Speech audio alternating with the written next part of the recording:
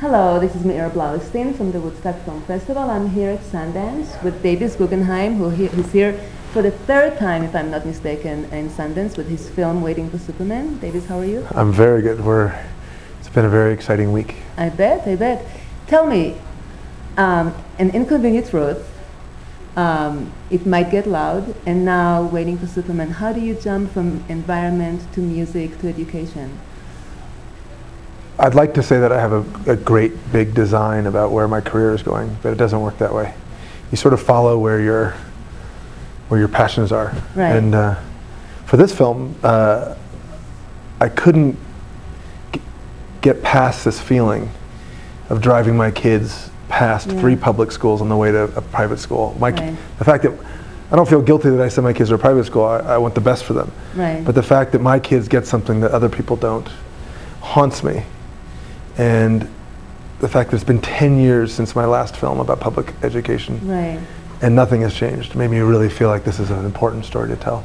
And how do you feel about this film? And I saw the film, of course. I think it's very all-encompassing. It was really, really well done, and you're giving so many statistics that we haven't seen before.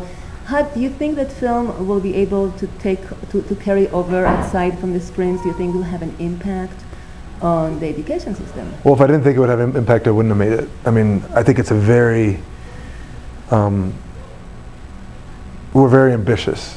We really want this film to do a similar thing that we did with Inconvenient Truth. Right. To really create an awareness that leads to a political will, that leads to real change on the issue. Well, great. So, but you know, it's also, you know, this Thursday, I was checking into my flight to Sundance on Southwest, and I got my boarding pass, and it said Group C, and I was like, oh shoot, I'm going to be in the middle seat, and then they said your flight is delayed for 2 hours, and I'm like, this is a terrible start to Sundance. And then so I'm sitting in my chair waiting 2 hours, and my cell phone rings, and I found out that we got picked up by Paramount. I know. So it's a miracle, and the same kind of miracles have happened on Inconvenient Truth, where people care so much about this idea that doors start to open for you. And we're starting to feel that way, that what happened on Inconvenient Truth could happen on this film. I hope so. I very much hope so. I have a question about an element within your film, and that has to do with the lottery system. First of all, I wonder how you feel about that, and did you get a chance to follow up with some of those kids who did not get picked by the lottery, and how would that affect? How the rejection would affect? Well, I don't want to give away who got in and who didn't get in, right? Because that sort of gives away the suspense of the movie.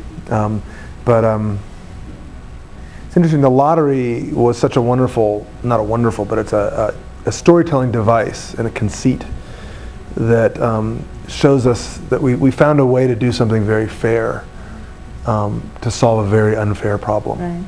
Right. It seems un-American. That some kids will have a great future and a chance at a great education because their ball bounces the right way, and some kids won't because the ball bounces the wrong way. And when you see that kind of barbaric cruelty applied to children who have so much potential, it makes you outraged, and that outrage, I think, can lead to political will to change